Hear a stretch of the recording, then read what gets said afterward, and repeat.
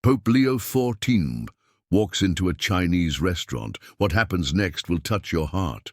The pontiff stepped out of a small side door of the Vatican palace, the night air cool against his face.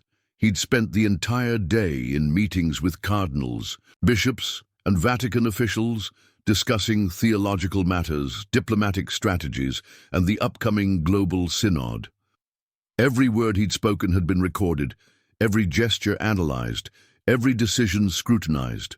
His mind felt stretched thin, like parchment about to tear, and he desperately needed a reprieve, a moment where he could simply exist as Antonio before returning to the weight of being Pope Leo XIV. He nodded to the Swiss guard at the door, who pretended not to notice as the Holy Father slipped out without his usual entourage. Only his personal secretary knew of these occasional escapes, brief windows of normalcy the Pope carved out to preserve his sanity. "Your Holiness, please be careful," his secretary had whispered earlier, pressing a simple black jacket into his hands. 2 hours, no more." Antonio smiled, remembering the concern in the young priest's eyes.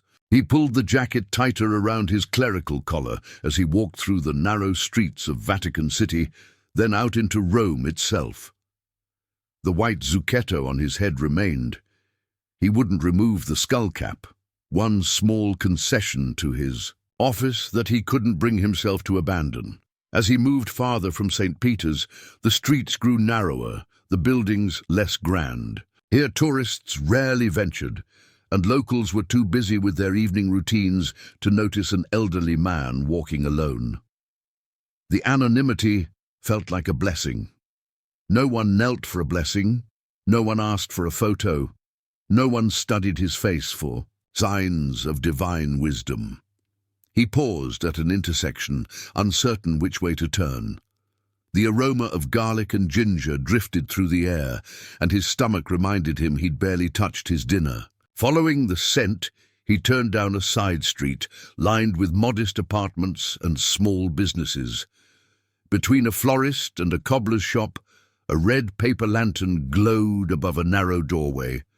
Golden characters he couldn't read were painted beside, Roman letters spelling Golden Dragon. Antonio hesitated.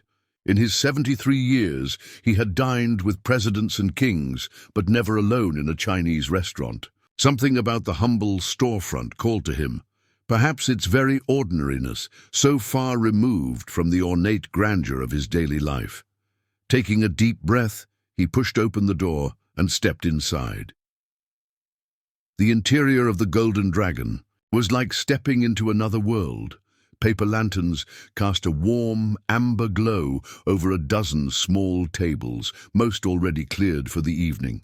Red and gold decorations adorned the walls, dragons and phoenixes frozen in eternal dance between framed calligraphy. The restaurant was small, perhaps 7 tables in total, with a counter separating the dining area from the kitchen beyond. Antonio inhaled deeply, savoring unfamiliar spices that awakened his senses after a day of familiar Vatican scents, incense, old books, and polished marble. Only one table remained occupied, an elderly couple finishing their meal in comfortable silence. They glanced up briefly, then returned to their conversation without recognition. As Antonio stood uncertainly by the door, an elderly man emerged from behind the counter. He was perhaps in his 70s, with a weathered face and alert eyes that crinkled at the corners. He wore a simple white shirt and black trousers with a red apron tied at his waist. "Welcome, sir," the man said, in accented Italian. "You are just in time.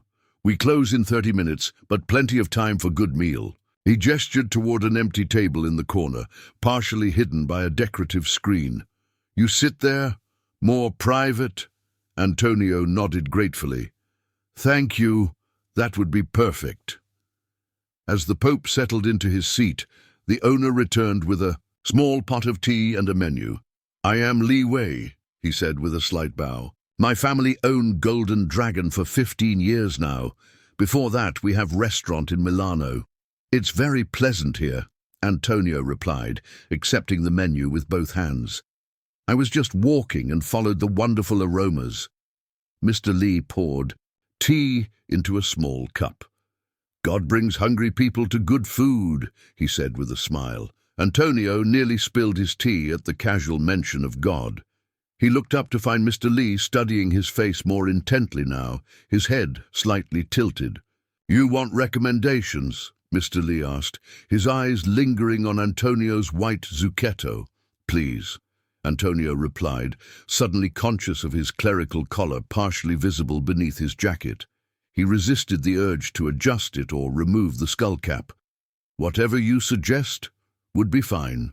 Mr. Lee's gaze remained on him for a moment longer, a flicker of recognition beginning to form. Then the elderly man glanced toward the kitchen and called out something in Chinese.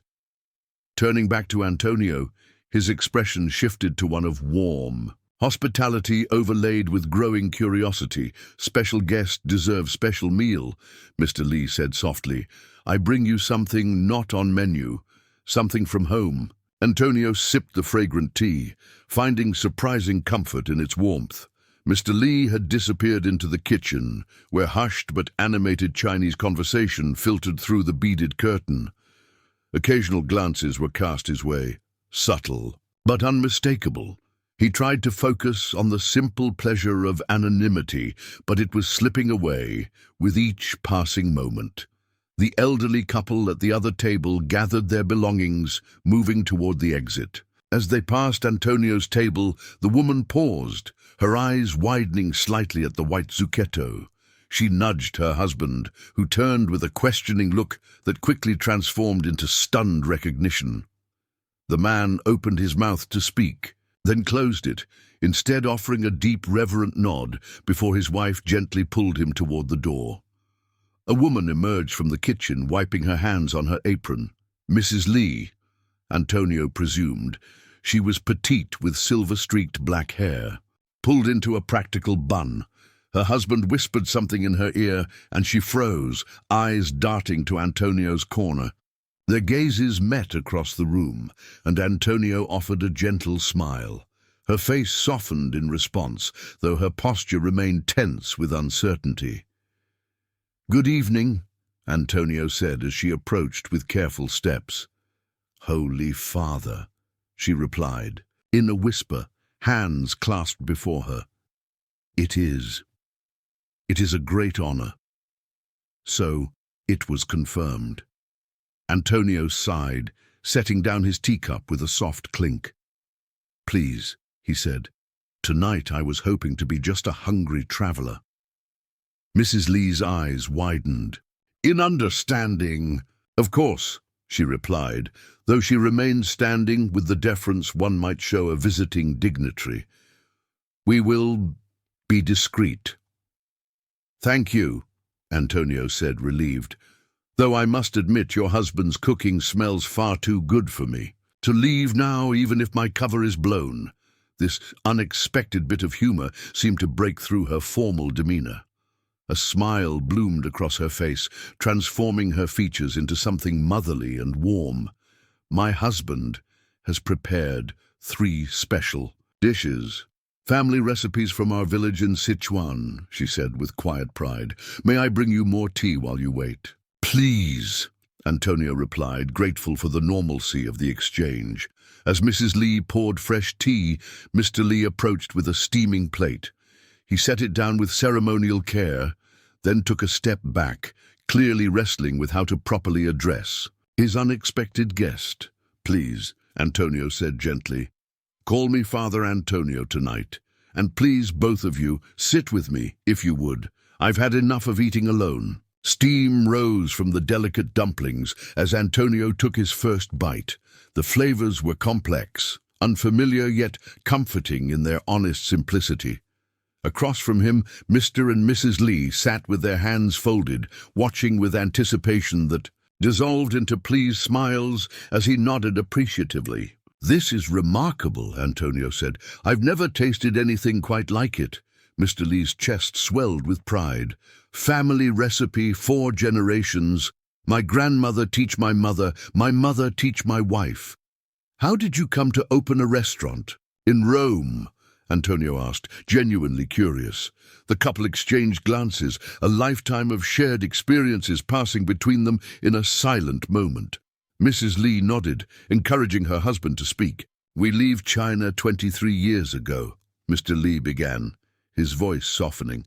"In our village, being Catholic was difficult, not illegal, but not welcome. My father was church caretaker. Our home had small shrine to Mary." Mrs. Li gently touched her husband's arm. "Our daughter May was very smart, Teacher said she could attend university in Beijing. But when officials learn we are Catholic family, suddenly there is no place for her." Antonio set down his chopsticks, the weight of their words pressing against his heart. He had read reports of religious discrimination, had met with diplomats and advocates, had prayed for the faithful in China, but sitting across from these two people made the reality immediate in a way diplomatic briefings never could. "We saved money for many years," Mr. Li continued. "Come to Italy because of strong Catholic tradition. First Milano, now Rome. Our son and daughter both finish university here." "God has blessed us," Mrs. Li added, making the sign of the cross. But beginning was very hard. No language, no friends. Antonio thought of his own life in the Vatican, surrounded by art treasures beyond value, served by dedicated staff, his every need anticipated and met. The contrast with the Li family's struggle was stark. "The church should have done more to help you," he said quietly. Mr. Li shook his head. "Local priest in Milano was very kind. Help with papers, find apartment, but he cannot solve everything." "Still," Mrs. Li said with surprising firmness, "our faith gave us strength. Each Sunday at Mass, we knew we were home."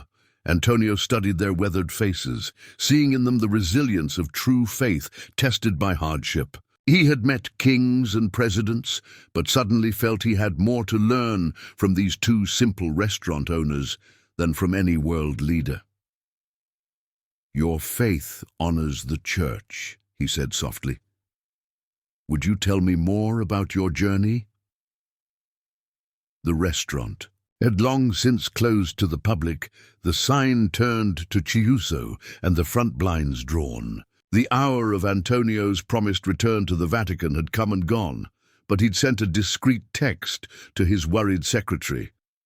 "Need more time. All is well." Now the small space had transformed into something intimate and familial, as two more. Chairs were pulled to the table. May, the Li's daughter, was in her early 30s, with intelligent eyes and a quiet confidence. She taught mathematics at a local university. Her brother Jin, slightly younger, had the same weathered hands as his father, a chef who worked alongside his parents in the family business. Both had arrived after closing, summoned by urgent whispered phone calls. "We never imagined Pope would eat our humble food," Jin said. His initial shock now settled into a reverent comfort. Antonio smiled. "And I never imagined finding such peace in an unexpected place."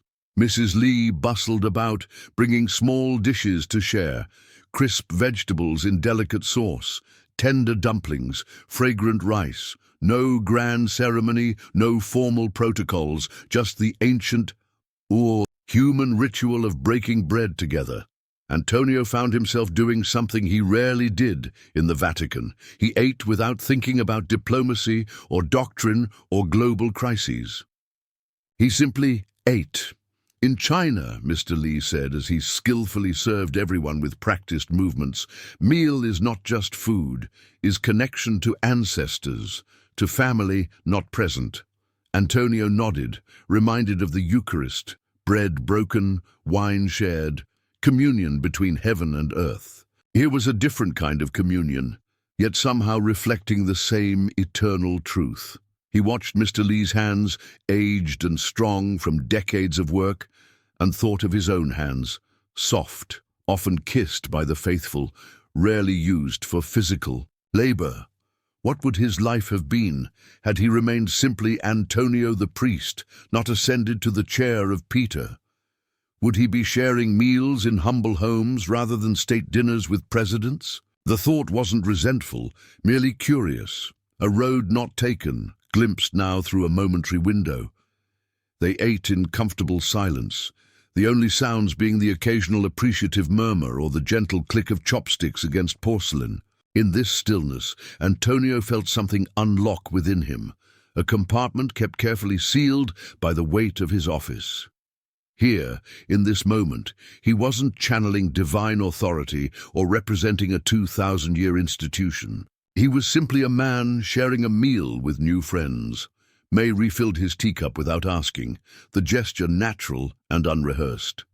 "This is what we missed most in our first years here," she said softly. "Not the grand cathedrals or famous art. Just this, family around one table, everyone belonging." Antonio met her gaze, seeing not reverence for his title, but something more precious, recognition of a shared humanity. "I think," he said quietly, "that I have missed this too."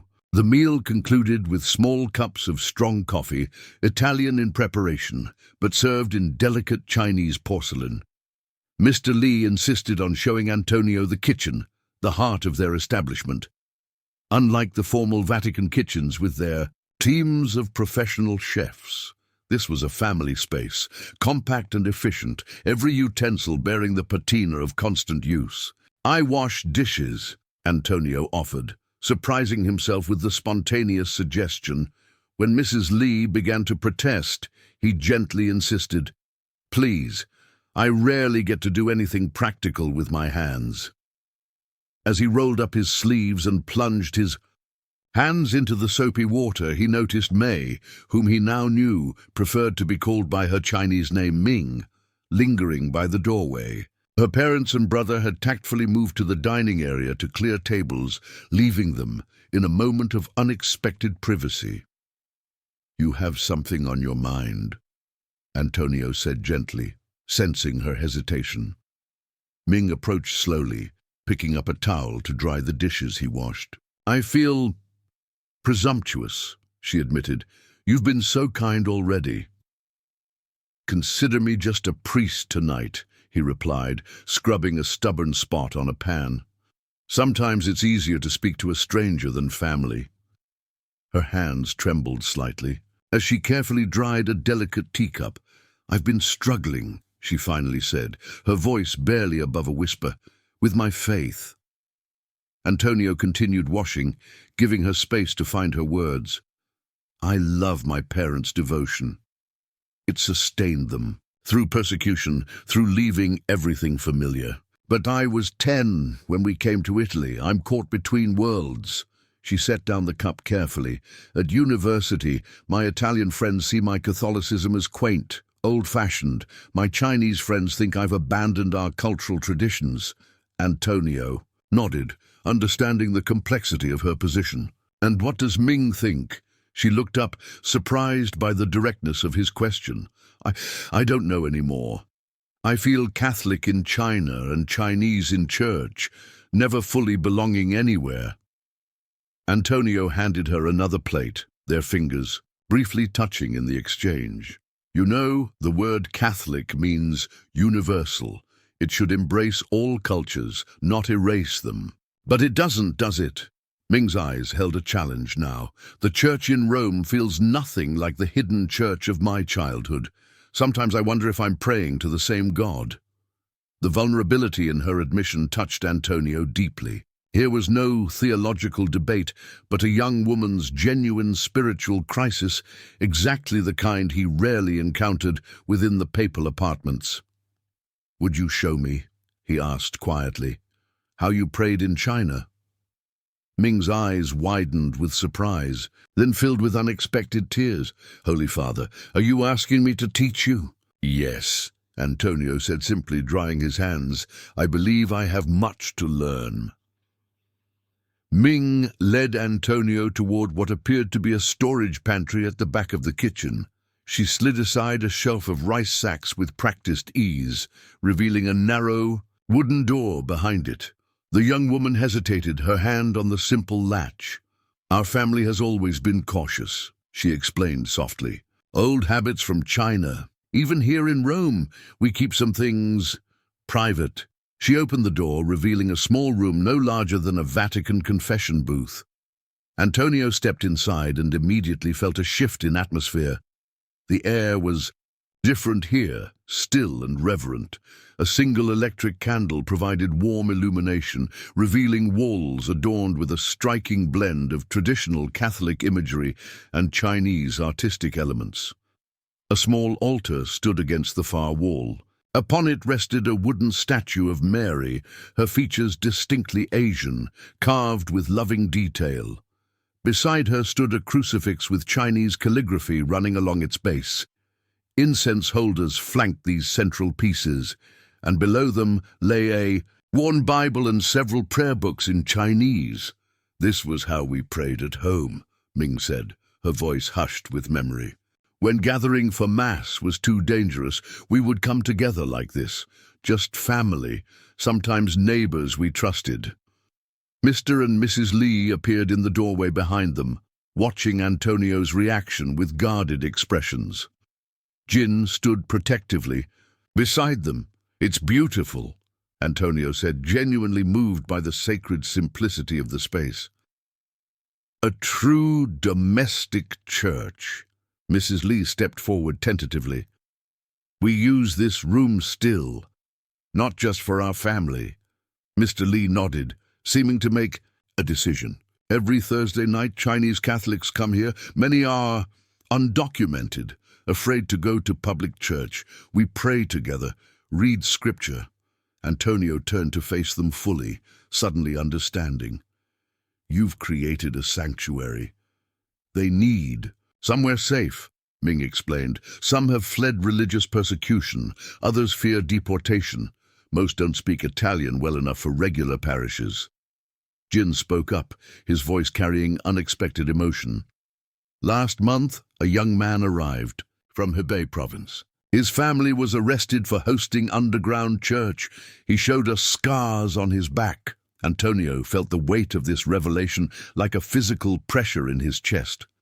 Here, hidden behind a modest restaurant, was the living reality of struggles. He knew only through diplomatic briefs and formal reports, the actual body of Christ suffering in its members. "How many come to pray here?" he asked quietly. 20, sometimes 30, Mr. Lee answered. "We move tables, make space, not enough room, but better than nothing." Antonio touched the small altar, his fingers tracing the Chinese characters carved into the wood. In that moment, he wasn't thinking as the Pope, with concerns of international relations and institutional protocols. He was thinking as a shepherd, confronted with sheep who had found their own path to pasture when the official gates had been too narrow. "Would you permit me," he asked gently, "to pray with you here, in your way?" They prayed together in the small room, Antonio following their lead. Unfamiliar words in Mandarin, mingling with the Latin phrases embedded in his soul. The blend of traditions felt not discordant but harmonious, like different instruments playing the same melody. Mrs. Lee led them in a decade of the Rosary, her voice strong and melodic. Ming and Jin's responses carried the cadence of childhood memory. When they finished, Mrs. Lee gently urged her children to help her prepare tea, a transparent excuse to leave Antonio and Mr. Lee alone in the sacred space. The elderly man remained kneeling, his weathered hands clasped tightly, knuckles white with tension. "Father," Mr. Lee said finally, using the simpler title rather than the formal address, "is possible to confess here?" Antonio nodded, moved by the request. "Of course." Mr. Lee took a deep breath, his shoulders rising and falling with the effort. "I have not confessed this, not to any priest, not even in China." Antonio shifted slightly, turning away to give the man some semblance of the privacy normally afforded. By a confessional screen, he made the sign of the cross, inviting Mr. Lee to begin. "Before we leave China," Mr. Lee said, his voice barely audible, "I was teacher in small village school. Government officials come, demand I remove crucifix from classroom. I refuse. He paused, swallowing hard. Next day they return. Say I must sign paper denouncing foreign religion or lose position. Antonio remained silent, listening intently as the story unfolded. I had 3 children then. No money saved. My wife pregnant with gin. Mr. Lee's voice cracked. I signed. Paper. The confession hung in the air between them, heavy with decades of carried shame. Is not all, Mr. Lee continued. Officials make me speak at village meeting. Say Catholic Church is enemy of people. They give me words to say. I say them. His hands trembled. Next Sunday, half of Catholics in village stay home from secret mass. Afraid. A tear slid down the old man's cheek. 1 month later, we leave. For Italy. Use all savings. Start new life, but I never confess this betrayal. He looked up finally, meeting Antonio's eyes. For 23 years, I received communion with this sin. Building this place, helping others, trying to make amends. Antonio felt the full weight of the moment, not as Pope administering the sacrament, but as one fallible man witnessing another's deepest wound. Every day I wonder, Mr. Lee whispered, can God forgive such betrayal? Can I be forgiven for speaking against his church? Antonio reached out, placing his hand gently on Mr. Lee's shoulder. The papal ring glinted in the dim light, a symbol of authority that suddenly seemed less important than the human connection between them. Tell me, Antonio asked softly, if your child betrayed you under threat, would you forgive them? The first hint of dawn filtered through the restaurant's blinds, painting thin golden stripes across the white tablecloth. Antonio sat with the Lee family, their faces soft in the growing light after the emotional intensity of the past hour. Mr. Lee looked years younger, as if the absolution granted in the small prayer room had physically lightened his burden. His wife held his hand on the table, their fingers intertwined in wordless understanding. A pot of fresh coffee sat between them, alongside traditional Chinese breakfast pastries Mrs. Lee had insisted on preparing. Antonio's phone had buzzed several times, urgent messages from his concerned secretary, but he'd only sent a brief reassurance that he would return soon. What happens to this place? Antonio asked, gesturing to encompass not just the restaurant, but what it represented if the building owner discovers your Thursday gatherings. Jin shook his head. We keep quiet, no singing, limited movement. Still, we worry. The lease renews next month, Ming added. Rates in this area have doubled in 5 years. Antonio nodded, understanding the precarious nature of their ministry. Here was the constant tension of his position, seeing needs firsthand while knowing the institutional constraints of addressing them. A pope could make grand gestures on the world stage, but often struggled with the simple act of direct assistance, without layers of bureaucracy. I want to help, he said carefully, but I must be thoughtful about how. Mrs. Lee smiled gently. Holy Father, your presence here tonight is already more than we could imagine. No, Antonio said with unexpected firmness.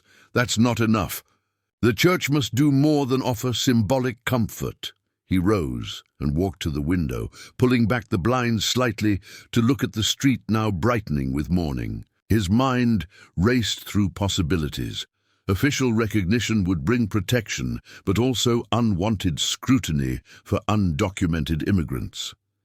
Direct papal intervention might create diplomatic tensions with China when relations were already fragile.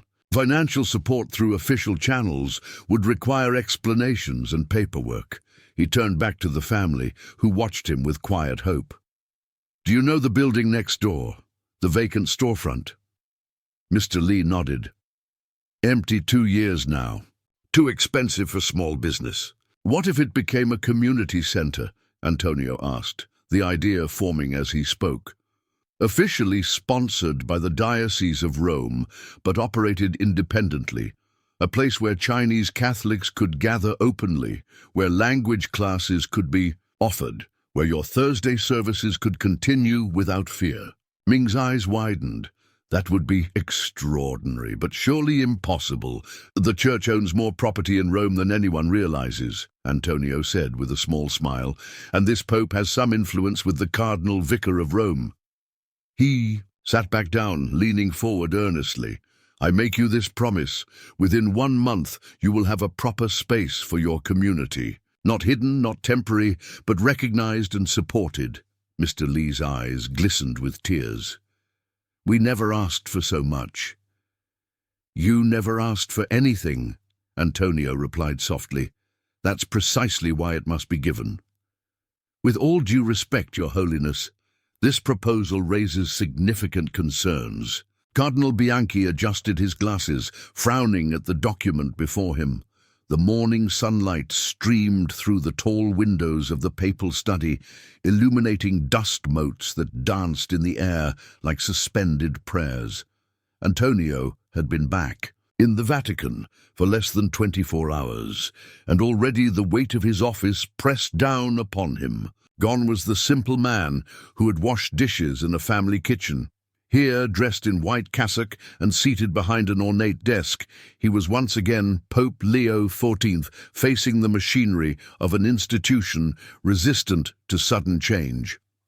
The property acquisition itself is not problematic, continued the cardinal, head of the administration of the patrimony of the Apostolic See. But establishing a Chinese Catholic community center without proper diplomatic channels. He paused, choosing his words carefully, could be interpreted as provocative by Beijing. Father Marco, Antonio's personal secretary, stood quietly by the door, his expression carefully neutral, though his eyes reflected concern. He had said nothing about the Pope's extended absence the previous night, asking no questions when Antonio had returned at dawn, with determination burning in his eyes. We already have outreach programs for immigrant communities, added Monsignor Rossi from the Dicastery for promoting integral human development. Perhaps this community could be integrated into existing structures? Antonio rose from his chair and walked to the window, gazing out at St. Peter's Square below. Tourists moved like colorful ants across the vast space, snapping photos, following guides with raised umbrellas. How distant they seemed from the intimate prayer room behind a restaurant kitchen. I visited this community, he said quietly. Not as Pope, but as a priest. They pray in secret, fearing deportation if they attend public masses. They maintain their faith despite persecution in their homeland and marginalization here. He turned to face the three men, and the Church's answer is to offer them integration into existing structures that have already failed to reach them. The officials exchanged uncomfortable glances.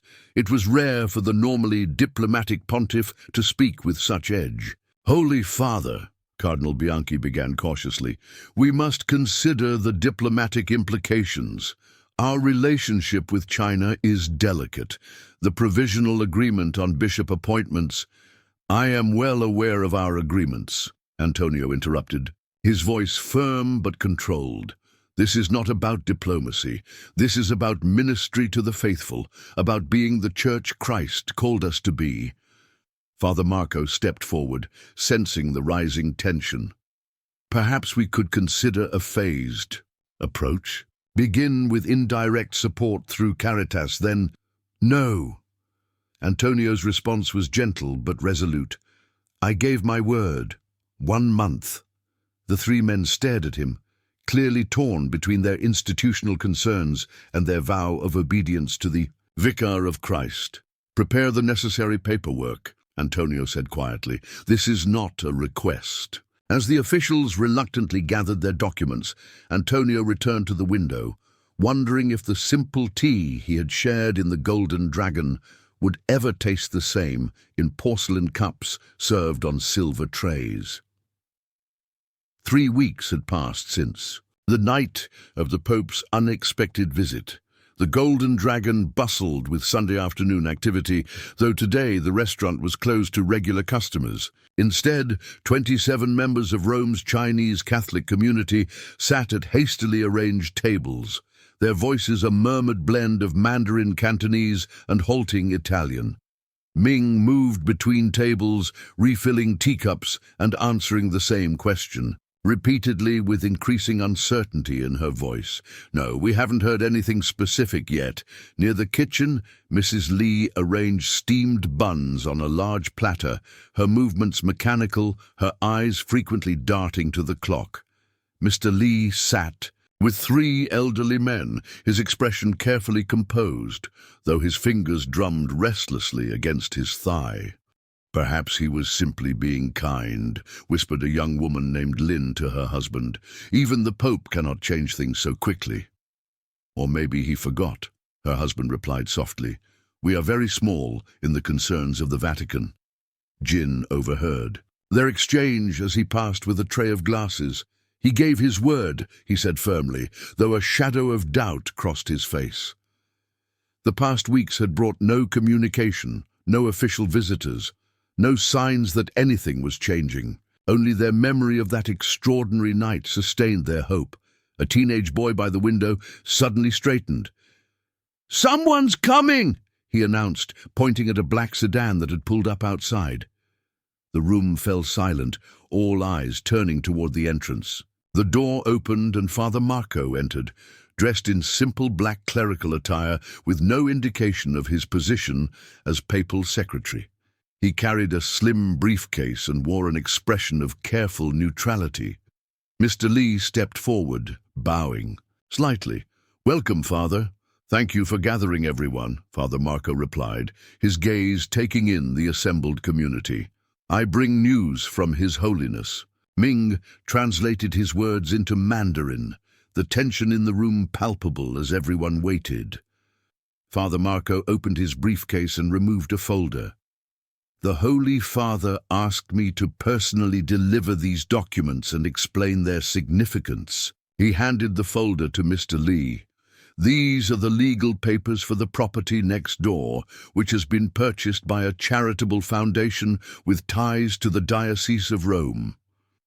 As Ming translated, murmurs of surprise rippled through the gathering. "Additionally," Father Marco continued, "the foundation has approved funding for renovations to create a community center that will serve the Chinese Catholic community of Rome." He paused, a hint of warmth breaking through his professional demeanor. His Holiness was most insistent about the timeline. Mr. Li opened the folder with trembling hands, scanning documents he couldn't fully understand, but recognizing official seals and signatures. His eyes glistened with tears. "There is one more thing," Father Marco said, reaching into his pocket. He withdrew a simple key and placed it in Mr. Li's palm. "The Holy Father asked me to tell you something in his exact words. The door is now open. No more hiding." As Ming translated these final words, a woman in the back began to weep softly, her tears echoing the mix of disbelief and overwhelming gratitude that filled the room. 2 months later, Antonio slipped through a side entrance of the newly renovated building adjacent to the Golden Dragon. He wore a simple black cassock with only a small pectoral cross, no white papal garments to draw attention. Father Marco followed discreetly, having arranged this unofficial visit. With minimal security and no media presence, the transformation of the space was remarkable. The formerly vacant storefront now housed a bright, welcoming community center. Traditional Chinese architectural elements harmonized with subtle Catholic imagery, a bridge between cultures embodied in physical space. A partition could be moved to connect the center directly to the restaurant, allowing the spaces to function independently or together as needed. Mr. Li greeted Antonio with a warm handshake rather than the formal reverence of their first meeting. "Welcome back, Father Antonio," he said with a knowing smile, honoring the Pope's desire for simplicity. Throughout the center, Rome's Chinese Catholic community gathered in small groups, children practicing calligraphy, elderly women preparing decorations for an upcoming feast day, young adults in a language class. At Antonio's entrance, they paused briefly, offering respectful nods before continuing their activities. This wasn't a formal papal visit, but something more meaningful, a shepherd quietly walking among his flock. Ming approached with quiet confidence, so different from the uncertain young woman who had hesitantly shared her spiritual struggles. The documentation classes have helped 12 people begin their path to legal status, she reported proudly, and 3 families who never attended church now come regularly to Sunday Mass. Antonio nodded, deeply satisfied. Cardinal Bianchi and 2 other Vatican officials who had initially resisted the project now stood in conversation with Jin, their earlier skepticism replaced by genuine interest as he explained the center's outreach programs. Mrs. Li appeared at Antonio's elbow, gently guiding him toward the small chapel area that had once been the hidden prayer room. Now expanded and properly furnished, it maintained the distinctive Chinese Catholic aesthetic, but no longer needed to be concealed behind storage shelves. "We kept something for you," she said softly, opening a small box. Inside lay the simple teacup Antonio had used on his first visit, to remind us that even the Pope begins as a guest but can become family. The weight of her words settled in Antonio's heart as he accepted the gift. In the Vatican, he was surrounded by priceless treasures, yet this humble porcelain cup held meaning those artifacts could never match. Mr. Li guided him to the center's modest altar, where the same wooden statue of the Chinese Madonna now stood, proudly. "We pray differently now," he said, "not in fear, but in gratitude." Antonio gazed around at the gathered community, at faces that had found belonging, at a family that had found purpose, at a bridge built between institutional power and personal faith. He thought of the simple meal that had started this journey, how an impulse to escape his role had ultimately helped him fulfill it more authentically. "I came seeking a moment away from being Pope," Antonio said quietly. "Instead, I found what it truly means to be one." When Pope Leo XIV walked into a Chinese restaurant, what happened next didn't just touch hearts, it transformed them, building a bridge that would stand long after all of them were gone.